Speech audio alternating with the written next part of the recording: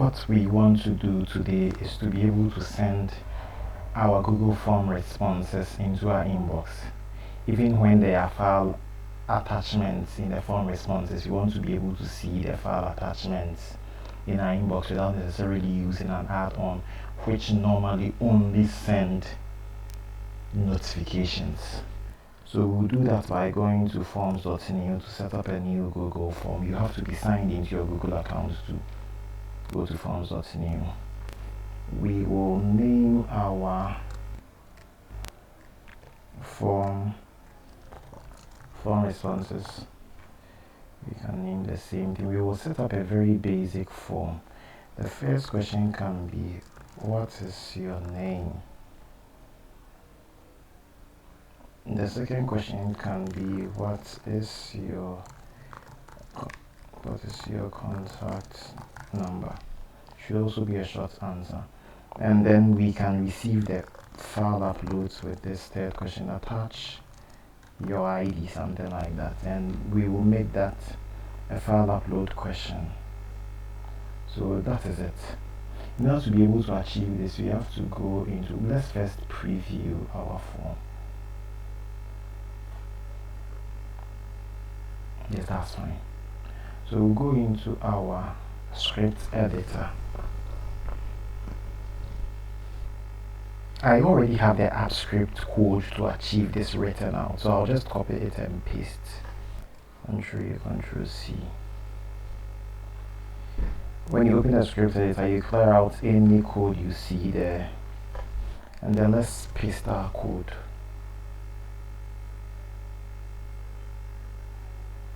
Still loading data. This may take a few moments.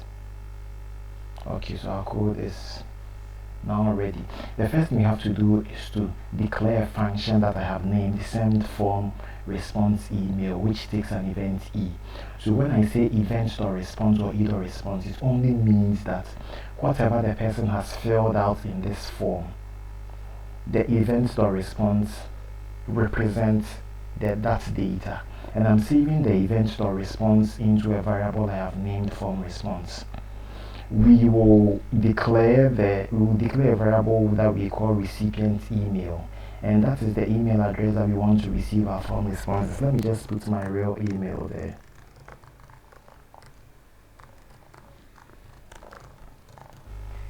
And then we declare a subject for our email.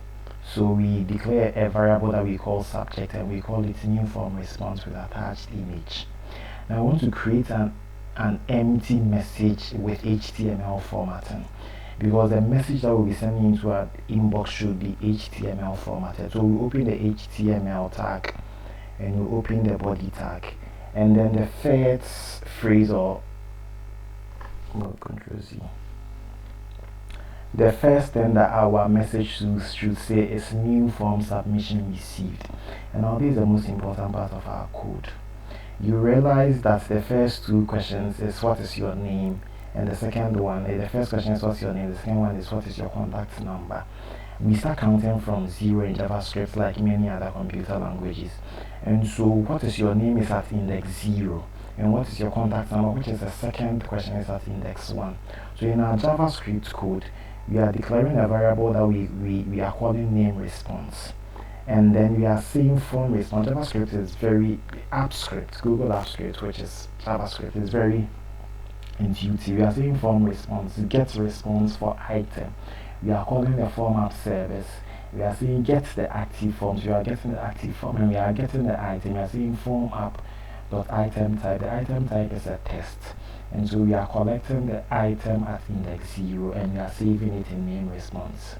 And then the second question, which is collecting the contact number, we are declaring a variable that we call phone response. We are doing the same thing we did with the first one, because they are both test responses.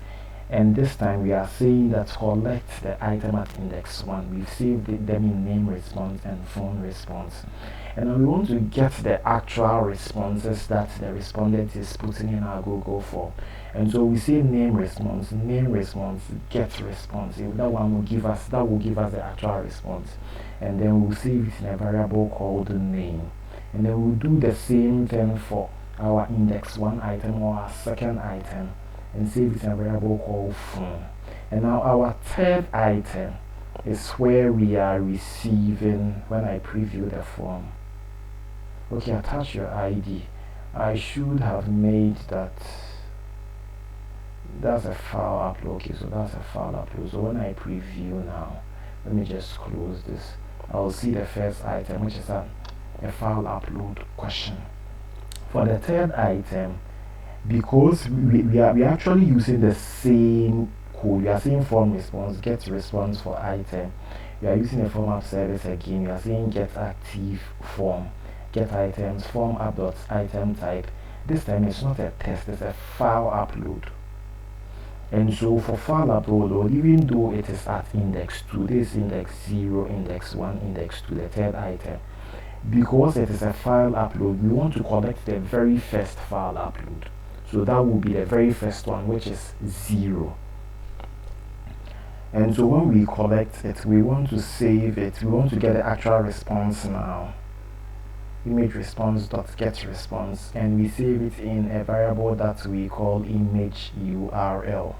And now we want to be able to embed this image that we saved it in image URL as an attachment.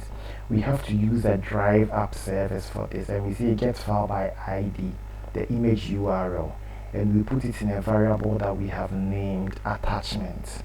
And we declared we started our message from this side by declaring an HTML opening tag and an opening body tag. And so we have the message now. We want to attach more items to the message. And so we come and say message plus equals. Message plus equals simply means message is equal to message plus. So we already have the message. So we say message is equal to the message we already have. And we are adding up the name. This is like there's a string name. The name is the actual input that is a variable which is over here that the respondent will put in. And then when we do that, we want to like go onto a new line, and message plus equals the same as message is equal to message plus. We are getting the phone number now. We say phone number, a string, and we attach the actual phone number. Commented these things out when I was testing out my code. It's unnecessary. Let me just clear them. And then now that we have our inbox message, we have to close the message. So we close it with a closing body tag, just like it's done in HTML, and we close it with the closing HTML tag. So we do that by saying message plus equals the body and the HTML. And now we actually have to send the message into our inbox, and we use a mail app service now, which uses the method send email, which has some properties. We are using 4 of those properties. It has a to. It says to recipient email. The recipient email is what we declared, and we saved this email into it. And the subject, we declared the subject from the beginning. And then the HTML body is the message that we were building that we closed at this point. And then we are attaching something. It has a property called attachment. But coincidentally, we saved this in, okay, we can actually save the variables, name it whatever we want. Let me just call it whatever. It's a little confusing when the property name and the variable name are the same. Whatever. Let me save it again. So the most important thing is understanding the indexes and understanding the properties, whether it's a test property or it's a file upload property. So if I'm to go back and add a fourth question, which will be at index 3, it's in the code I will actually be writing index 2 because it will be the third test question. Now, after our script is complete, we have to set a trigger for the script to be able to run. So we go to trigger, we add a trigger, and then the only function that we have, choose which function to run. We are running the function that we wrote that we name send form response email. Choose which deployment should run. It's the head deployment. Select event source. The event source is not from calendar or time driven, it's from the form. select event type, and they've chosen on open. It is not when the form open that we want this trigger should to run. It is on form submit. When someone actually fills the form and submits the form, we want the trigger to run. Let's say failure notification. It's not really necessary because I know my script will run, but we can say weekly. Inform me, then we save it. It's actually taking some time. I think it will be done soon, and then our trigger will be ready. Okay, so because we are not using an add-on, this is a script we've written ourselves. We have to choose which accounts we are using. So I'm choosing my email. I have to go to advanced. Google will tell you it is unsafe because it is not a script from Google. But because we know we wrote it ourselves and it's not going to cause us any harm, we are going to allow it.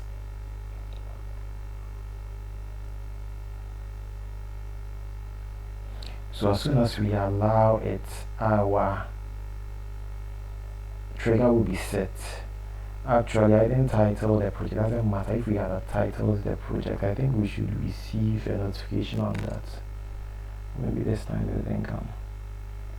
Okay, so we received a security alert. Untitled project was granted access to your Google account, but you know that it's your own script. So now let's test this thing out. Let's fill out our form. Let's preview it again. Fill out our form. Let's say my name is John Doe. My contact number is 88. Let me browse my computer for an image here. Okay, let me choose this image.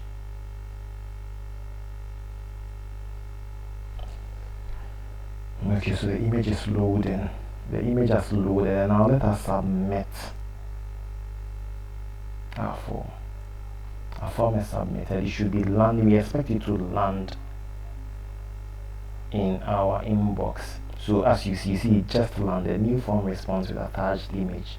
If we open our inbox, we should see new form submission received. The name was John Doe. The phone number was 888.